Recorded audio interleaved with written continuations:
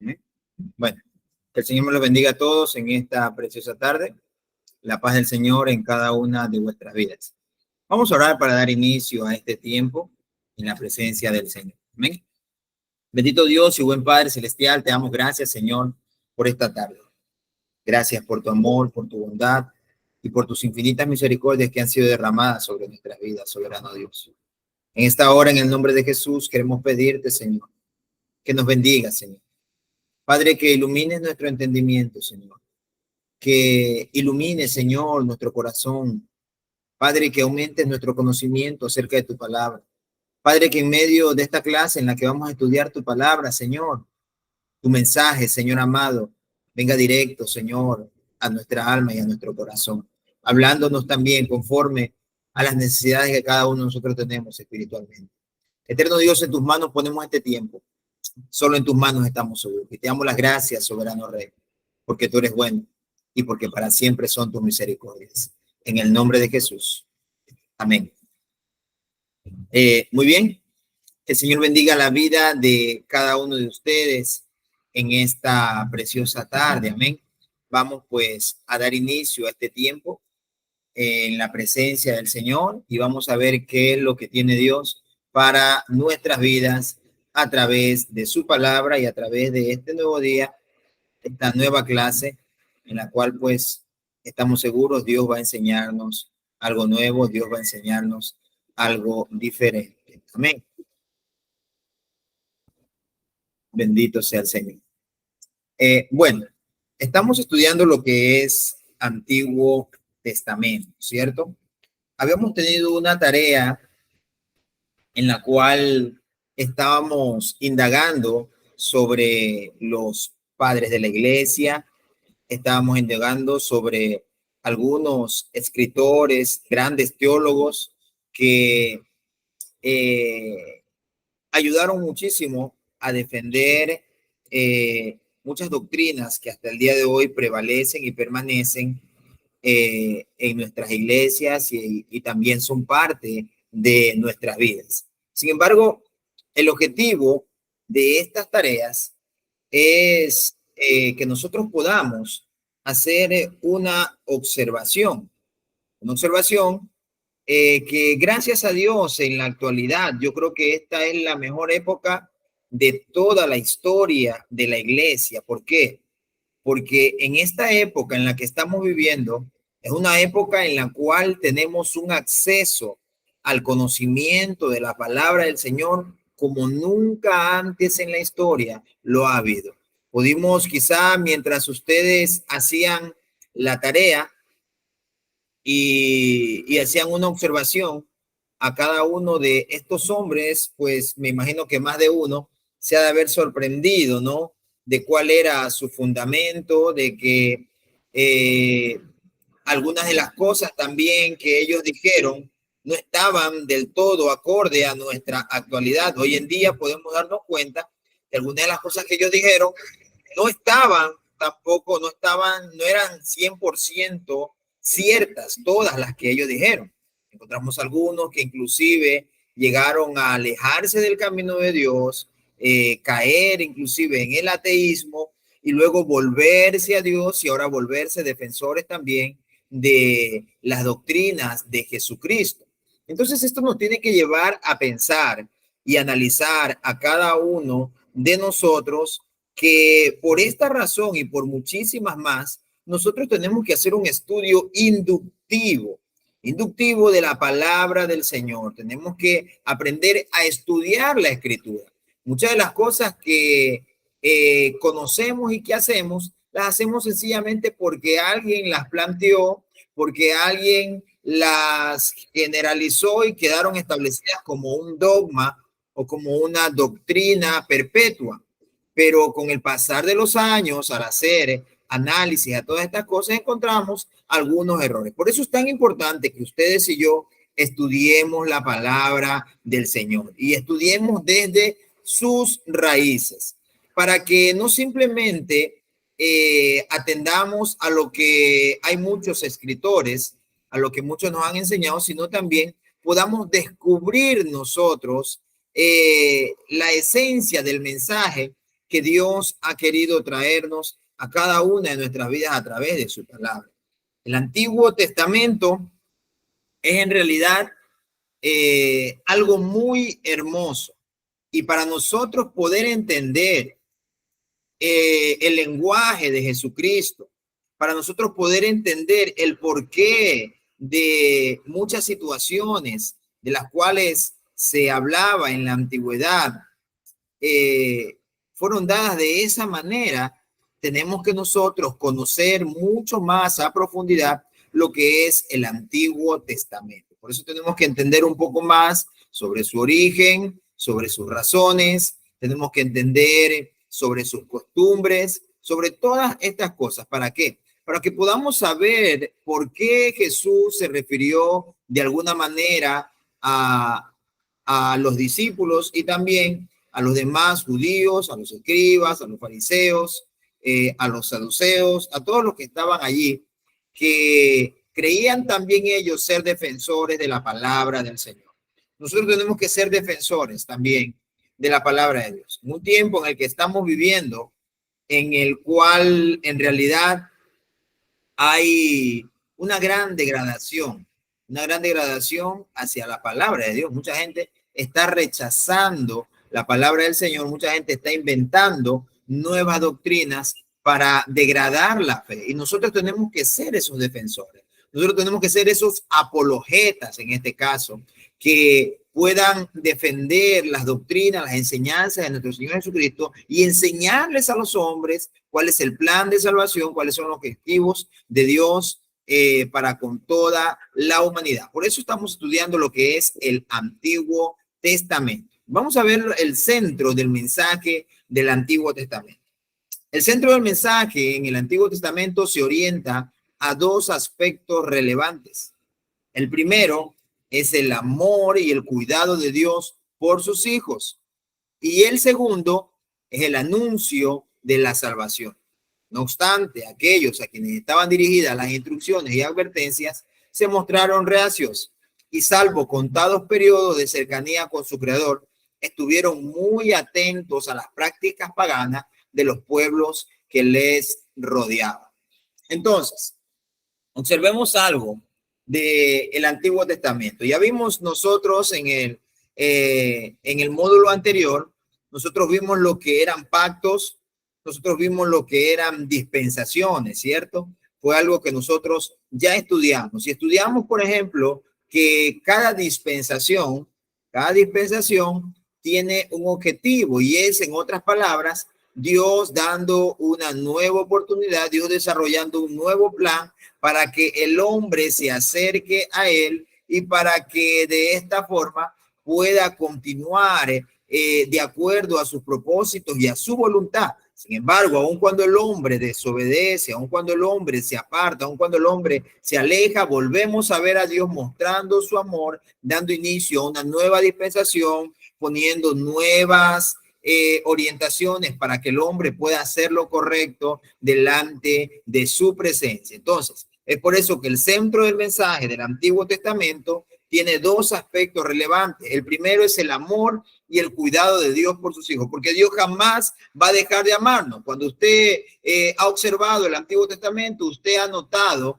que en el Antiguo Testamento lo que más vemos es al pueblo de Dios alejándose de Dios, haciendo lo incorrecto, haciendo lo que Dios le ha dicho que no hagan. Vemos siempre, constantemente, al pueblo de Dios apartándose, cayendo en la idolatría, cayendo en la inmoralidad, haciendo lo incorrecto delante de la presencia de Dios. Pero a pesar de todas esas cosas, vemos a Dios allí mostrando su amor por su pueblo, mostrando su amor por sus hijos. Entonces, es por eso que el Antiguo Testamento tiene como centro y primer mensaje el amor y el cuidado que Dios tiene por sus hijos. Aunque muchos llegaron a perder inclusive su vida. Muchos llegaron inclusive a dejar de existir, a quedarse en el camino. En otras palabras, a muchos les pasó estas cosas. A pesar de todo eso, nosotros vemos a Dios siempre cuidando por lo suyo. Las consecuencias son inevitables. Por eso que Yo tengo un lema que siempre lo recuerdo, siempre lo tengo muy presente y siempre se lo digo a las personas. Y es que las decisiones buenas van a traer consecuencias buenas, pero lastimosamente las decisiones malas van a traer decisiones malas. Por eso la mejor decisión que nosotros hemos podido tomar ha sido la de aceptar a Cristo como nuestro Señor, como nuestro Salvador. La mejor decisión que usted y yo pudimos haber tomado fue la de haber decidido seguir al Señor como nuestro guía y que la palabra de Dios sea la luz para nuestro camino, la lámpara para nuestro camino y la lumbrera para todo nuestro existir. El segundo, la segunda parte del centro del mensaje del Antiguo Testamento es la salvación. ¿Por qué? Porque Dios siempre ha diseñado un plan para ayudar a su pueblo, aún en medio de las situaciones difíciles en las que ellos se metieron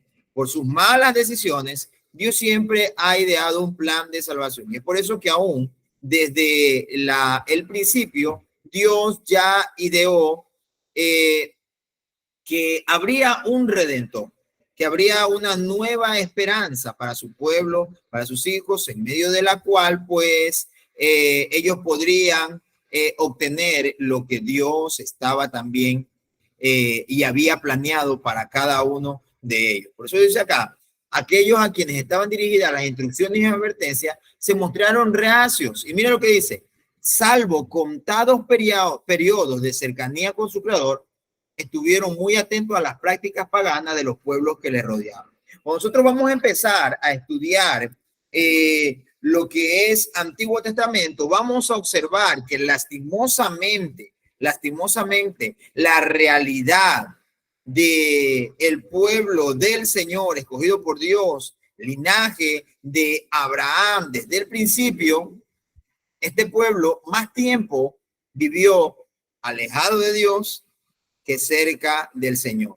Tanto que aún cuando el mismo Señor se les manifestó, a pesar de que tenían mucho conocimiento, no pudieron entender y no pudieron ver que era Dios que había venido a salvarlos, que era el momento que ellos tanto estaban anhelando, que tanto estaban esperando. Ese momento se había manifestado, pero sus ojos estaban velados y no pudieron verlo, lastimosamente. Entonces, vamos nosotros a analizar un cuadro precisamente sobre el Antiguo Testamento. ¿Por qué entonces el pueblo del Señor estaba en esta situación? Para atender este interrogante es necesario reconocer que el pueblo que Dios formó y cuya historia se registra en el Antiguo Testamento no conservó siempre su identidad y por el contrario recibió una fuerte influencia de todas las naciones. El problema es en sí que el pueblo del Señor siempre se apegó más a las cosas que estaban lejos de las leyes y las ordenanzas que Dios les había dado. Y es por eso que perdían inclusive, llegaron a perder su identidad, llegaron a perder su territorio, llegaron a perder inclusive hasta su lenguaje.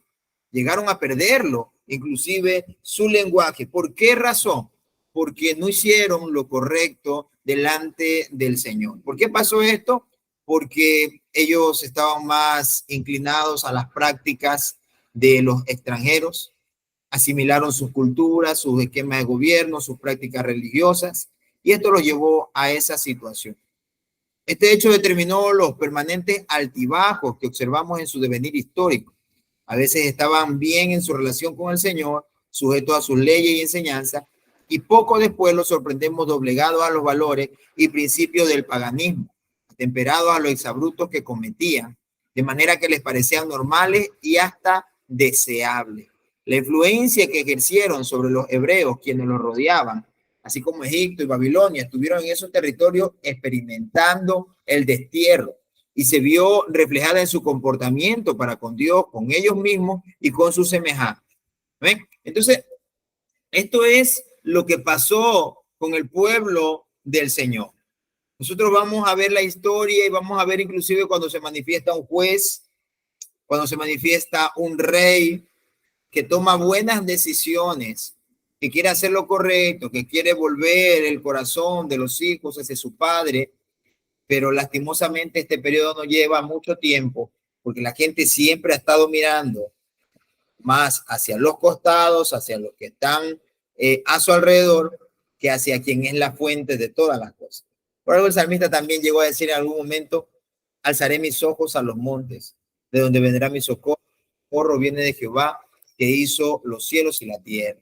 Amén. Porque en realidad llegan momentos a nuestra vida en los cuales nosotros no tenemos que estar mirando a la derecha, a la izquierda, ni siquiera adelante ni atrás, sino que tenemos que alzar nuestros ojos al cielo, porque es de allí de donde viene nuestro socorro, de allí es donde viene nuestra fortaleza, es de allí de donde viene nuestro pronto auxilio. Y lastimosamente, este pueblo a quien le fueron dadas las leyes, los mandamientos del Señor, no entendieron por completo todas estas cosas y por eso terminaron haciendo las cosas incorrectas delante de la presencia del Señor. Vamos a empezar a ver los periodos, los eventos y las influencias que tuvieron en cada uno de estos periodos y asimismo los registros bíblicos, ¿cierto? El primer periodo es el periodo de los patriarcas. Acá se empieza a hablar desde la salida de Abraham de Mesopotamia hasta Canaán. Y luego, cuando Judá y sus hijos llegan a Egipto. Entonces, en este primer periodo empezamos viendo sobre Abraham, porque es acá en donde Dios se manifiesta a este hombre y de su simiente, Dios pues va a levantar una nación cuyo objetivo es el de que su pueblo sea un ejemplo, su pueblo sea un ejemplo para todo el mundo, para todas las naciones.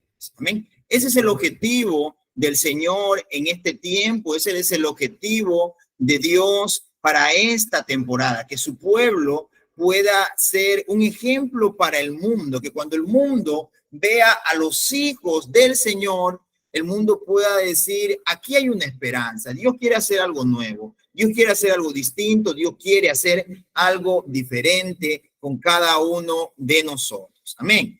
Entonces, en este tiempo, aún desde Abraham, hubieron prácticas religiosas de pueblos paganos nómadas. Cuando hablamos de pueblos paganos nómadas, estamos hablando de personas que se movían de un lugar a otro, de personas que andaban de un lugar a otro y no tenían un linaje establecido, no tenían una tierra inclusive establecida para ellos, no tenían una dirección inclusive, vivían simplemente de un lado hacia otro y es por eso que vivían como ermitaños. Lastimosamente, el pueblo adoptaba las prácticas de estas personas, de personas que no tenían una identidad inclusive. En este tiempo es el tiempo en el cual se registra el libro también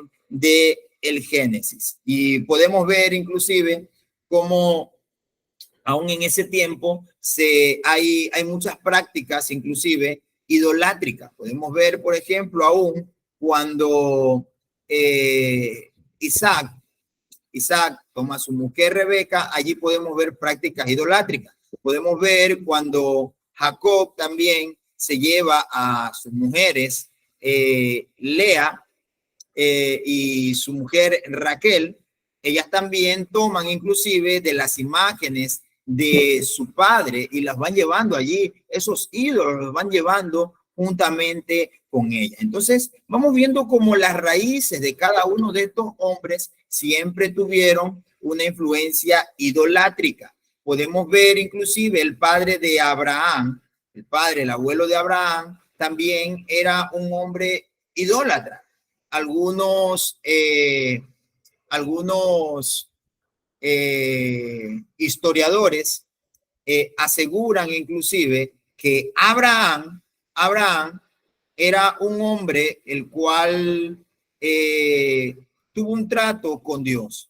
Y cuando sus padres inclusive querían llevarlo a hacer sacrificios idolátricos, él se rehusaba. Y se dice que es esa la razón por la cual Dios trató con Abraham y Dios de su descendencia quiso hacer una simiente para toda la humanidad. Entonces, es por esto que nosotros tenemos que hacer un análisis de que desde la antigüedad han habido un trasfondo histórico que ha tenido inclusive una influencia pagana, una influencia idolátrica. Y por eso nosotros tenemos que indagar un poco más en el Antiguo Testamento para poder conocer todas estas cosas.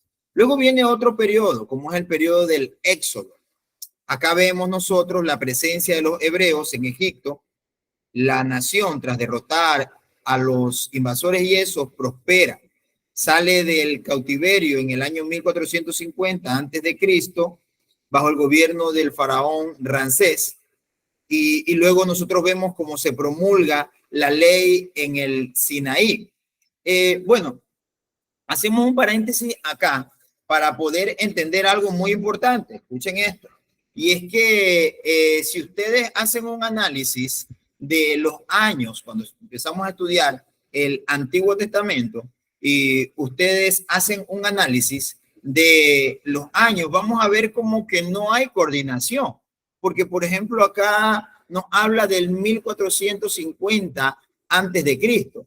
Y cuando vamos a ir un poco más adelante, vamos a ver nosotros que en vez de ir de una manera ascendente, vamos a ir de una manera descendente, porque vamos a encontrar, por ejemplo, a David, lo vamos a encontrar aproximadamente en el año 700 antes de Cristo. Y es porque hay un paréntesis aún en la historia de la humanidad. Y esto, aún la ciencia no puede negarlo. ¿Por qué? Porque Cristo se vuelve el eje central de toda la historia de la humanidad.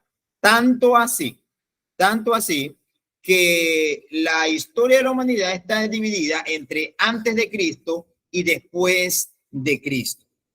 Es así que vamos a ir viendo como cuando llega a Israel al periodo del cautiverio, estamos llegando al año 500 y algo antes de Cristo. Y sin embargo, cuando viene Cristo, empezamos a partir de allí con los años 1, 2, 300, 500. Ahí sí empezamos de una manera ascendente, Pero anterior a esto vamos a ver las fechas en una manera descendente. ¿Por qué? Porque no tenemos hasta llegar a la historia de Abraham y hasta llegar a la historia que viene atrás de Abraham, como es Noé, como viene Adán, inclusive, hasta allí es donde tenemos números, pero antes de ellos no tenemos números. No sabemos cuánto tiempo estuvo Adán en el jardín del Edén, no sabemos en realidad cuánto tiempo duró la creación. Algunos inclusive dicen que cada día del cual se habla de la creación, no se habla de un día como nosotros lo tenemos, de 24 horas o aún como algunos lo veían en la antigüedad, de tan solamente 12 horas aproximadamente. Hasta Adán no se veía así, no se cuentan de esa forma los días, sino que algunos dicen que cada día puede representar inclusive cientos o también podrían ser miles de años. Es por eso que luego de que Adán sale del Génesis, empieza a contarse la historia, pero de una manera descendente, tanto así que imagínense cuando Israel sale de Egipto, estamos hablando aproximadamente del año 1450, es así. Entonces, en este tiempo hubieron prácticas religiosas y también prácticas culturales de Egipto.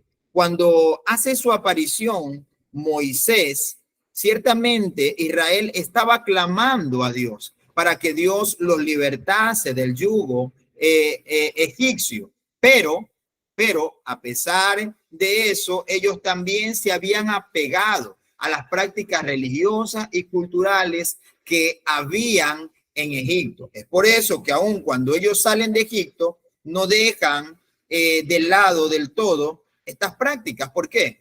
Porque, por ejemplo, Aarón, para satisfacer la necesidad que ellos tenían, Aarón les construye un becerro de oro. ¿Por qué? Porque era parte de las prácticas. ¿Por qué razón vienen estas prácticas, aun cuando Dios no se había manifestado a los hombres antes de Abraham? ¿Por qué razón? Porque cuando Dios crea al hombre, Dios le hace un cuerpo, ¿cierto? Dios le hace un cuerpo del polvo de la tierra. Dios le da un alma que es el lugar en donde se albergan las emociones, la voluntad, la mente del hombre. Pero el hombre tiene un espíritu también, que es el soplo, es el aliento de vida del Señor. Cuando Dios sopla sobre el hombre, es allí donde Dios pone esa simiente. Por eso es que el hombre puede ser muy malo, el hombre puede ser perverso, el hombre puede ser ateo, el hombre puede considerarse la persona más dura de la tierra, pero a pesar de eso, el hombre tiene algo en su interior que siempre le va a hacer que sienta esa necesidad por acercarse a Dios. El hombre siempre va a tener eso en su interior. ¿Por qué? Porque tiene la semilla directa de Dios en su corazón y siempre va a estar clamando porque se acerque a Dios. Cuando el hombre pervierte su alma, es por eso que el apóstol Pablo dice que estamos muertos en delitos y en pecados. ¿Por qué? Porque el alma que peca es la que muere. El alma que peca es la que muere, pero siempre va a haber algo dentro del hombre, esa semilla que Dios puso al poner su espíritu, al soplar sobre él para que éste pudiese obtener vida, es también lo que clama desde su interior el acercarse a Dios. Y es por eso que los hombres, al no conocer a Dios, empezaron a adorar al sol, empezaron a adorar a la fertilidad, empezaron a adorar a los planetas, a la luna, a los animales que consideraban majestuosos, distinguidos o raros inclusive, porque el hombre ha tenido siempre esa necesidad y por eso Dios aparece para guiar al hombre a que su adoración no vaya hacia las cosas que él ha creado, sino que la adoración del hombre se dirija hacia quien lo ha creado absolutamente todo en esta tierra. Amén. Vamos a continuar con este cuadro que nos está enseñando también los periodos que se han vivido a través de la historia. ¿Y por qué también tenemos nosotros que ver esto? Si usted va a decir, pastor, pero todavía no estamos estudiando ningún libro del Antiguo Testamento. Es importante, escúcheme bien, y es necesario que todos tengamos un panorama de las cosas que han ocurrido a través de la historia para poder entender mejor el plan divino y la manera y la forma como Dios ha tratado con su pueblo y con sus hijos. Luego viene el periodo de la conquista de Canaán. En este periodo Moisés muere y Josué toma el mando. Cruzan el río Jordán, llegan hasta Canaán, pero cuando Josué muere en el año 1550 antes de Cristo aproximadamente, empieza un periodo en el cual quienes gobiernan sobre el pueblo del Señor son los jueces. Durante este periodo es cuando se manifiestan en una manera mucho más abrupta las prácticas sociales y culturales que ellos aprendieron de Egipto y las que ahora van a conocer de los otros pueblos que ellos ni siquiera sabían que existían, porque al no haber echado a todos los cananeos de la tierra, pues lastimosamente con ellos mismos se contaminaron porque empezaron a adoptar sus prácticas. Estos imperios estaban en decadencia y honraban a deidades de la fertilidad, como él, como Baal, como Acera y como Astarte. Este es un tiempo en el cual inclusive la influencia filistea fue muy grande. Oiga, es tan tan penoso. ¿Cómo podríamos tomar una palabra para detallar esto? Es tan vergonzoso que aquellos contra quienes ellos luchaban, que aquellos contra quienes ellos habían venido peleando durante la mayor parte y la mejor parte de su historia, en donde Dios se había manifestado, aunque ellos los vencían, aunque ellos podían pelear contra ellos de par a la par y podían ver la gloria de Dios, vencerlos y pelear por ellos. A pesar de eso, amados hermanos, ellos también tenían la influencia de sus deidades y aún ocultamente adoraban a estas deidades, porque al parecer no se satisfacía con Dios, con el Dios que trataba con ellos directamente. En este tiempo en el cual ya Moisés muere y luego muere Josué y ya no hay las grandes manifestaciones, que los mares se abren, que los ríos se dividen en dos, la columna de nube de día, la columna de fuego en la noche. En este tiempo, el pueblo, aunque ya tenía la ley del Señor, aunque ya conocía los planes y propósitos de Dios para con sus vidas, ellos no se bastaban con eso, sino que ellos también acudían hacia adorar a otras deidades. Es en este tiempo en donde se escriben los libros de Josué, el libro de Jueces y el libro de Primera de Samuel. Luego viene el periodo de la monarquía. Israel se organiza como un pueblo unificado. El primer rey aparece, Saúl. Luego viene David, que tras Saúl morir en el combate contra los filisteos y muere a mano de un amalecita, David sube al trono.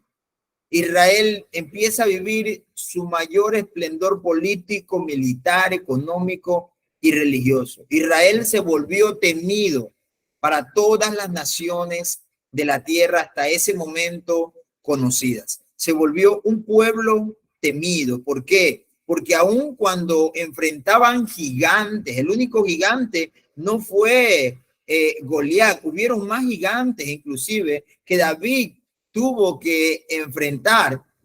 Entonces Israel empezó a tomar una fuerza tan grande. ¿Por qué? Porque habían peleas que ni siquiera ellos tenían que pelear, sino que era Dios sencillamente dándole la victoria, confundiendo a sus enemigos. Fue un tiempo en el cual Israel empezó a adorar a Dios con mayor ímpetu. Es un tiempo en el cual aparece la visión de construirle un templo para el Señor, de construir un templo para Dios en el cual poder ir a adorarlo, en el cual poder ir y ofrecerle sacrificios. Pero a pesar de que ya estaba esta ideología y aun cuando estaba el tabernáculo, los israelitas podían ir y ofrecerle sacrificios, lastimosamente también muchos israelitas iban a ofrecer sacrificios a otras deidades. ¿Por qué? Porque imagínense, estaban las deidades de la fertilidad de la tierra. La gente, al tratar de cuidar su economía, algunos pensaban que necesitaban ofrecer sacrificios a las deidades que según otras culturas paganas decían que aquello iba a bendecir su tierra e iba a prosperarlo más. Eso pasa aún en la actualidad. ¿Cuánta gente está en la iglesia adorando a Dios? Pero al perder el hilo de adorar al Señor y de depender a Dios, a veces terminan cayendo en otras prácticas y empiezan a hacer cosas que a Dios no le agradan para poder atraer la suerte, para poder obtener dinero, empiezan a hacer alianzas con otras personas.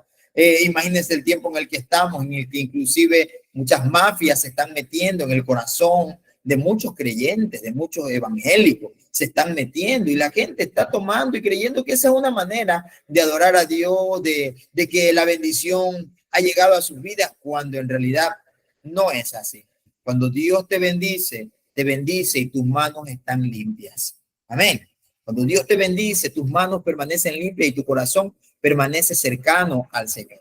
Es en este tiempo en donde se escriben los libros de Primera y Segunda de Samuel. Luego viene otro periodo, viene un periodo muy importante para la nación de Israel, como es el periodo de la división del reino.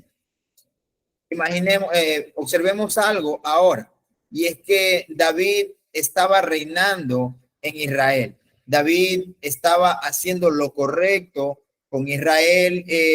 Vino un tiempo glorioso, vino un tiempo en el cual Israel subió económica, política y militarmente, pero luego muere David y sucede su trono el rey Salomón.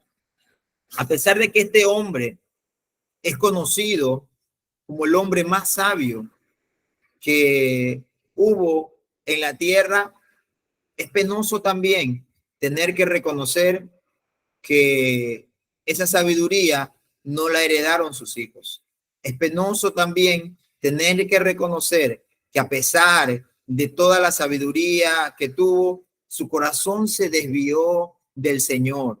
Su corazón se desvió de Dios y por ende el pueblo también se desvió del Señor. A pesar de que llegó a ser una época dorada, una época en el cual la plata estaba regada inclusive por las calles porque el oro venía en abundancia, una época en la cual Dios bendijo tanto a Salomón y al reino. Lastimosamente, fue una época en la cual también se construyeron altares a dioses paganos. Cada vez que Salomón hacía un convenio de paz con otra nación, porque en realidad eso es lo que hacía. Por eso él se casaba con las princesas de otros reinos, para hacer un convenio de paz con las demás naciones. Por eso fue una época de paz. Fue una época de paz y Israel no tuvo que pelear guerras como peleó David, como peleó Saúl. Eso no fue algo que tuvo que vivir el rey Salomón, porque el Salomón iba hacía un convenio con el rey, se casaba con su hija, traía a sus concubinas, ella era una más de sus esposas, pero lastimosamente, juntamente con ella y sus concubinas, también tenía que crearle un altar para sus deidades, un templo inclusive para las deidades que cada una de ellas llegaban a tener. Imagínense llegar a tener 300 esposas y 700 concubinas. ¿Cuántos altares tuvo que edificar para que ellas pudiesen adorar a sus dioses? Porque lastimosamente Salomón no llevó a ninguna de ellas a adorar al Dios de los cielos y al Dios de la tierra, que es el único Dios que lo hace todo posible. Y es por eso que cuando Salomón muere, el reino se divide y allí vienen las consecuencias. Se divide el reino entre norte y sur. Judá subsiste hasta el 587 y luego viene el reinado, y allí el reinado de Israel inicia su decadencia hasta caer en manos de los asirios y Jerusalén termina sitiada por Babilonia. Esta es una época en la que la adoración a dioses de las culturas paganas y estas prácticas como la idolatría, como los sacrificios humanos, como las prácticas inmorales, como el rechazo al Dios verdadero, se volvieron parte también del pueblo de Dios. En esta temporada en donde también se escriben los libros de Primera y Segunda de Reyes, los libros de Oseas, Nahum, Abdías y Ezequiel. Qué penoso es tener que reconocer que con tanta sabiduría no se le dio lugar a Dios que Dios merecía, y las consecuencias a partir de allí fueron decadentes. ¿Por qué? Porque los reinos empezaron inclusive a pelear. Un reino que en un momento fue uno solo, se divide en dos, 10 tribus por un lado, 2 tribus por el otro. Cada una luego fue sitiada, cada una luego fue tomada cautiva, hasta que llegó el periodo del exilio. Israel es exiliado a Babilonia y viene un periodo de 70 años. 70 años en los cuales el pueblo del Señor, los que habían quedado de Israel, Judá, llegó inclusive prácticamente a desaparecer del mapa porque derribaron todo, derribaron templos, derribaron muros, acabaron prácticamente con todo. Y a pesar de todas esas cosas, muchas personas que fueron a vivir a Babilonia también empezaron a adoptar la adoración a dioses de las culturas paganas. Allí también empezaron ellos a hacer lo malo delante de Dios, pero también fue un tiempo en el que personas que empezaron a negociar, empezaron a prosperar allí en Babilonia, fueron personas a quien Dios utilizó para que aparezcan las sinagogas. Es allí en donde inclusive el profeta Ezequiel empezaba a enseñar la ley y la palabra de Dios a los judíos que habían quedado y que no querían que se pierda el conocimiento en sus generaciones de la palabra del Señor. En este tiempo en donde aparecen las sinagogas. ¿Qué son las sinagogas? Las sinagogas es lo que hoy en día podríamos nosotros hacer una semejanza nada más, ¿no? Una semejanza con lo que son células que a veces tenemos en las iglesias, ¿no? Tenemos una iglesia central, pero en ese tiempo ya no había templo. Entonces, en cada uno de los pueblos en donde habían israelitas, se abrían estos lugares para que ellos puedan ir y escuchar y estudiar la palabra del Señor, como las células que hoy en día tenemos. Y allí se enfatiza el estudio y la práctica de las enseñanzas de las escrituras. Esto lleva a que Dios vuelva a rediseñar un plan para que ellos puedan salir de allí. Durante este periodo, el periodo del exilio, se escribieron los libros de Ezequiel, Isaías y Salmos. Luego viene el periodo del retorno y la restauración de Israel. Entonces, nosotros sabemos y conocemos sobre el reinado de los babilonios, el poderío que llegaron a tener. Pero luego vienen los persas. Los persas suben al poder y resulta que se vuelven tolerantes con la cultura judía. Se vuelven tan tolerantes con la cultura judía e inclusive con muchas de las naciones que habían sido tomadas cautivas por los babilonios, que los dejan ir y volver a sus territorios. Pero a pesar de que vuelvan a sus territorios, tenían que pagar impuestos. En otras palabras, depender del reino persa. Los dejan volver a Jerusalén, Esdras encabeza el primer viaje, luego va con el segundo viaje Nehemías para poder reconstruir los muros de Jerusalén. En este tiempo se restablece la adoración a Dios. Israel hace un pacto con Dios de volverse a Él, empieza a restablecerse el estudio de la palabra del Señor, la adoración a Dios, la reconstrucción del templo y se retorna a la ley. En este tiempo se escriben también los libros de Esdras y también el libro de Nehemías.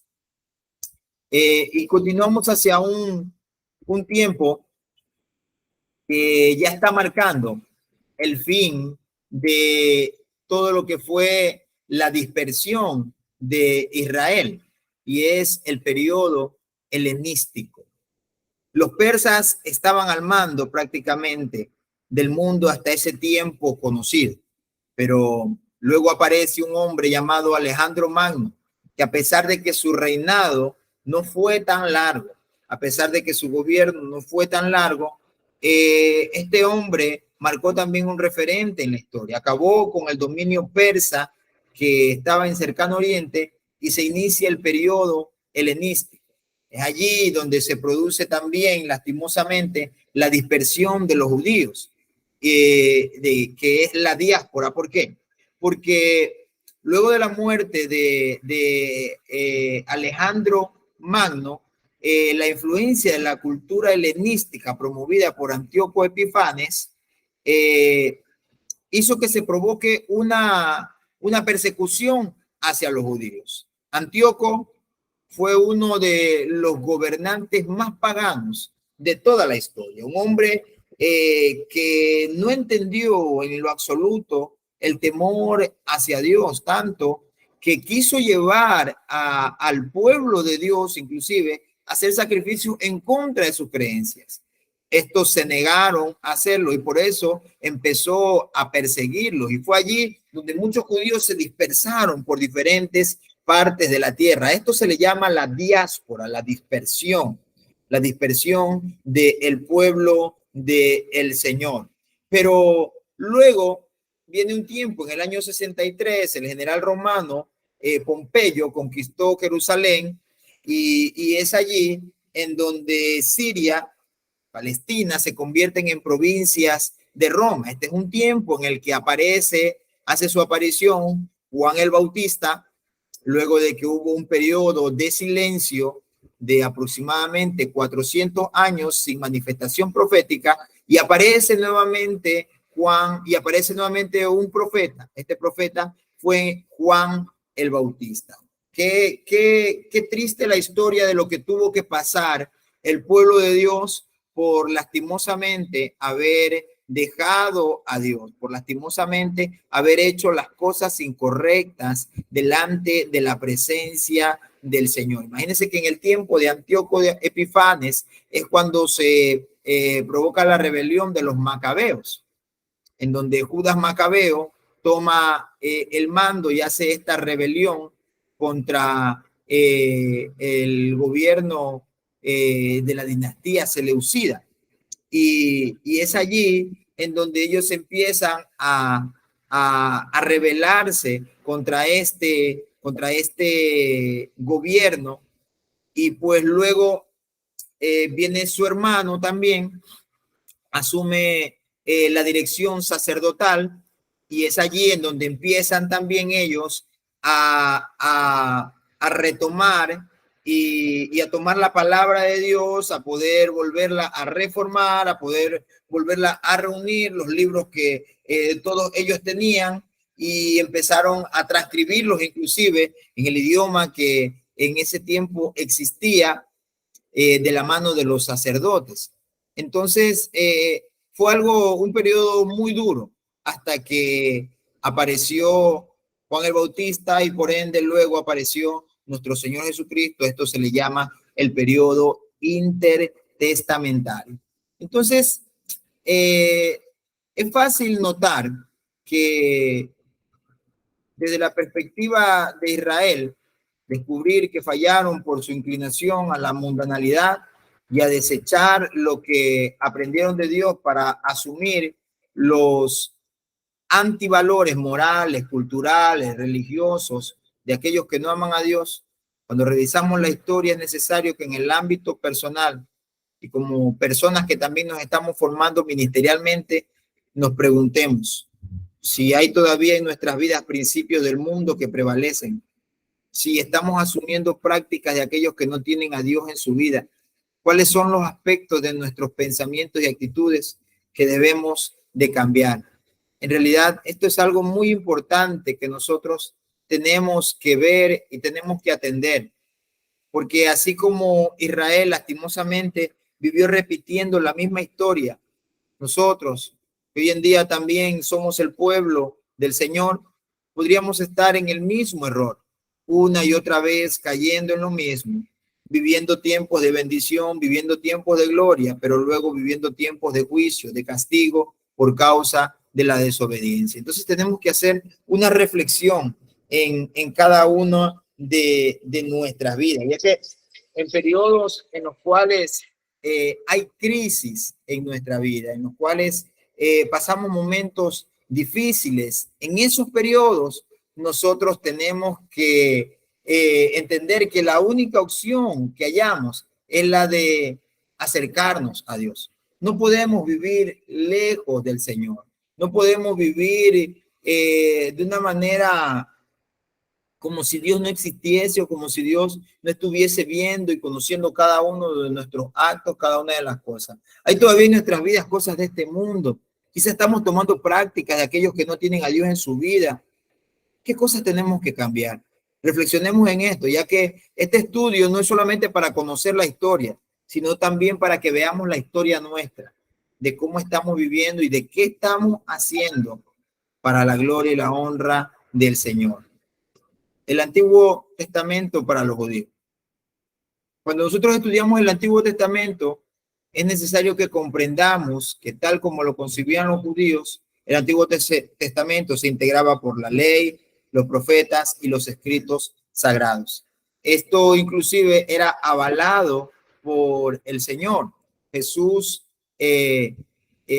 habló inclusive en el libro de San Lucas, en el capítulo 24, en el verso 36, sobre la ley, los profetas y los escritos sagrados, porque Jesús siempre decía, está escrito, fue dicho a vosotros. ¿Por qué? Porque Él no vino a simplemente a imponer algo, sino que vino a enseñar correctamente lo que los hombres estaban enseñando y estaban viviendo de una forma y de una manera incorrecta delante de Dios. Esta clasificación era avalada por Jesús y en este pasaje bíblico, Lucas capítulo 24, versículo 42, mire lo que dice la palabra del Señor. Le dieron un pedazo de pescado asado, y Jesús tomó el pescado y lo comió delante de ellos. Luego les dijo, esto es lo que les había anunciado cuando todavía estaba con ustedes, que todo lo que está escrito sobre mí en la ley de Moisés, los libros de los profetas y en los salmos tiene que cumplirse. Entonces, una forma gráfica de ilustrar la división, tal como la definían los judíos hasta la época de Jesús, es esta. Observemos algo. La ley que involucra el Pentateuco, los 5 primeros libros. Luego vienen los profetas menores y profetas mayores. Aquí aparecen Josué, Jueces, Samuel. En este tiempo aparecen los profetas que vinieron después, como son Isaías, Jeremías, Ezequiel, Jonás, Joel, Amós, Oseas, Miqueas, Sofonías, Nahum, Habacuc. En este tiempo se escribieron libros como libros de lamentaciones. Y luego los escritos. Cuando hablamos de los escritos, estamos hablando de los textos poéticos y narrativos, que también son de un carácter histórico, como son los libros de Primera de Crónicas, Segunda de Crónicas, Salmos, Proverbios, Ruth, Esther, Cantar de los Cantares, Eclesiastés, Esdras, Nehemías y Job. Algunos eruditos inclusive coinciden en asegurar que textos como los contenidos en Números, capítulo 24 y Josué 10:13 se introdujeron en el canon sin que formaron parte de la Biblia. Y pues acá nosotros llegamos a una pequeña tarea, que tenemos para la próxima semana, ¿sí? Hemos estado un poquito atrasados con la clase que hubo que dar la próxima semana, pero vamos a tratar de irla recuperando esa lección para no avanzar un poco más también con el tiempo. Entonces, por eso vamos a tener una tarea que va a ser un poco más sencilla, ¿no? Y la tarea en este caso es la primera pregunta. ¿Cuál fue la posición de Jesús respecto a los libros del Antiguo Testamento? Si ustedes están en su teléfono allí, tomen un capture de esta imagen para que ustedes puedan reconocer la tarea que se va a hacer para esta semana. ¿Sí? Entonces, Jesús validó en realidad los libros del Antiguo Testamento. Eso es lo que ustedes van a ver y van a observar. Tienen que hacer una observación del libro de San Lucas, capítulo 24, para que puedan responder a esta pregunta. ¿Cómo respondió Jesús ante eso? ¿Cuál fue la posición de nuestro Señor Jesucristo frente a esta situación, ¿no? Y algo que también es muy importante, siempre lo hablamos, ¿no? El estudio de la palabra del Señor. ¿Cuántas veces usted ha leído, o al menos ha intentado leer el Antiguo Testamento? Yo les estaré avisando en estos días para ver si con la ayuda del Señor, entre semana, hacemos la clase número 3 para el día sábado de la próxima semana, poder ver también la clase número 4 y así poder igualarnos con la clase de la semana pasada, que no se pudo dar, pues tuve un percance familiar y por eso no pude darlo tampoco en el trayecto de esta semana. ¿Alguien tiene alguna pregunta con respecto a lo que hemos hablado en esta tarde? Como les dije, ha sido necesario que hagamos este pequeño panorama de todo lo que ha sido el Antiguo Testamento para luego poder empezar a indagar, ahora sí, en lo que son los libros del Antiguo Testamento. Preguntas.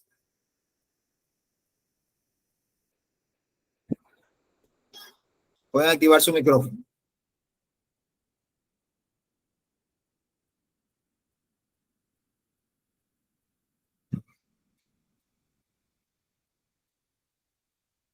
¿Alguien tenga alguna pregunta?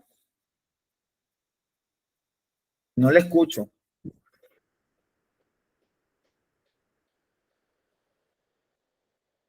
No tiene audio. ¿Alguien más que desee preguntar algo mientras se soluciona un problema de audio que tiene el pastor Mario?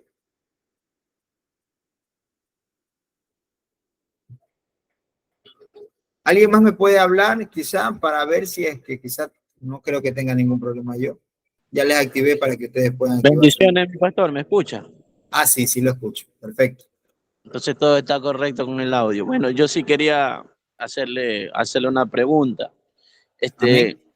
Lo que pasa es que estaba viendo como libros poéticos, el libro de Esdras, el libro de Nehemías, y yo pensé que eran históricos. Bueno, son posiciones teológicas en realidad. Son posiciones teológicas.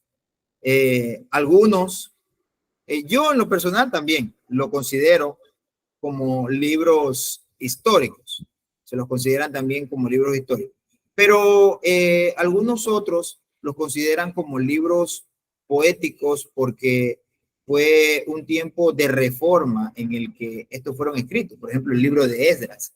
Es un tiempo en el cual hubo arrepentimiento, en el cual hubo conversión del pueblo del Señor hacia Dios. Y por eso es que algunos lo ponen dentro de los libros poéticos, por la poesía que hay para hablar con Dios. Por ejemplo, la oración que hace Esdras, en la cual confiesa los pecados del pueblo como si fuesen suyos propios.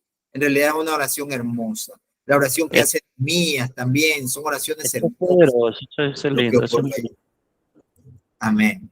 Entonces, son sencillamente posiciones teológicas. Algunos las consideran de una forma, otros las consideran de otra. Y es importante que conozcamos esto, que algunos tienen posiciones diferentes con respecto a esas situaciones. ¿Alguien tiene otra pregunta?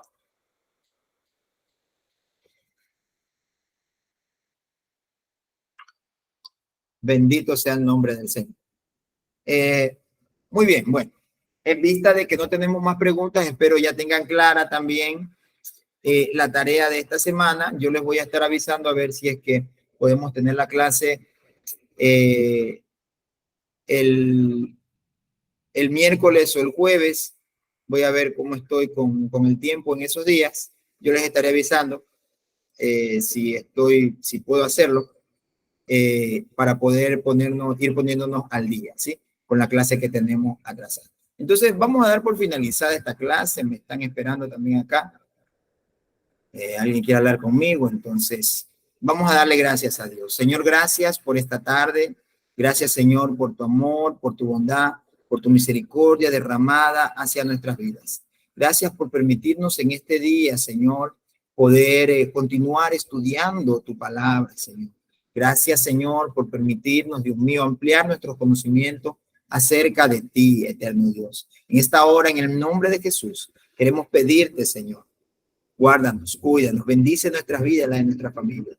Y permítenos, Señor, poder reunirnos nuevamente todos en la próxima clase y así poder continuar aprendiendo más de ti y recibiendo los consejos que tienes para nosotros. En el nombre de Jesús, te damos las gracias, Señor. Amén. Y amén.